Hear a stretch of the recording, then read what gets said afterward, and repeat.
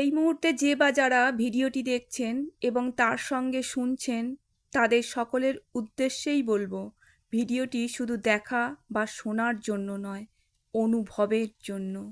কৃষ্ণকালী মায়ের কৃপায় যাদের জীবন বদলেছে একমাত্র তারাই জানেন কিভাবে একটা খালি হাত সম্পূর্ণ মায়ের আশীর্বাদে ধীরে ধীরে পূর্ণ হয়ে ওঠে। ঈশ্বরের খোঁজে মন যখন কেঁদে ওঠে তখনই ঈশ্বর আমাদের দিকে তাকান, কারণ ভক্তের ডাকে যে ভগবানও কেঁদে ওঠেন। আমাদের ব্যথায় মায়েরও যে ব্যথা লাগে, তাই তো আমাদের করুণাময়ী মা করুণার হাতখানি বাড়িয়ে দেন আমাদের দিকে। এক ভক্ত বাবা বেকার ছিলেন, উনি কৃষ্ণকালী মাকে স্মরণ করে চলেছিলেন। ভক্ত বাবার ডাকে কৃষ্ণকালী মা কীভাবে সাড়া দিয়ে উঠলেন সেই সত্য ভিডিওটি দেখুন। জয় কৃষ্ণ কালী মায়ের জয়, জয় সোনা মায়ের জয়, জয় মঙ্গলা মায়ের জয়। সবশেষে বলবো, যারা যারা এখনও মঙ্গলা মাকে আজে বাজে কথা বলে চলেছেন, বলে কোনো লাভ নেই। স্বয়ং কৃষ্ণকালী মায়ের কৃপা আছে মঙ্গলা মায়ের মাথার উপর।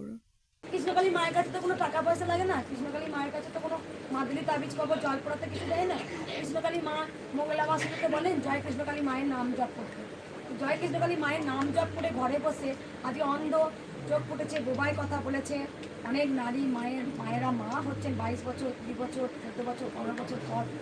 বাবার মধ্যে একটু কথা শুনে বাবা অনেক উপকার পেয়েছে, একটু বাবাকে দেখাও।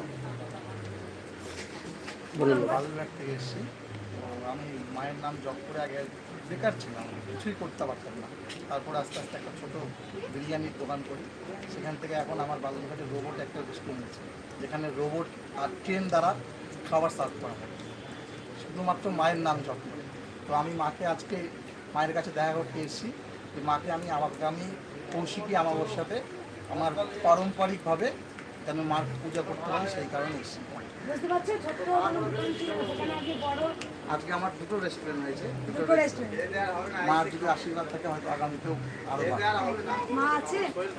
আমি কি বললাম, ওই নাম জপটা তোমাদের অন্তর ঘরে করতে হবে, গভীর ভাবে করতে হবে মাকে। শুধু বলতে হবে না মা আমাকে দাও দাও দাও, তাহলে নাম জপ হলো না। তুমি অন্তর ঘরে নাম জপটা করতে তোমাকে চাইতে হবে না, মা অটোমেটিক তোমাকে দেবে।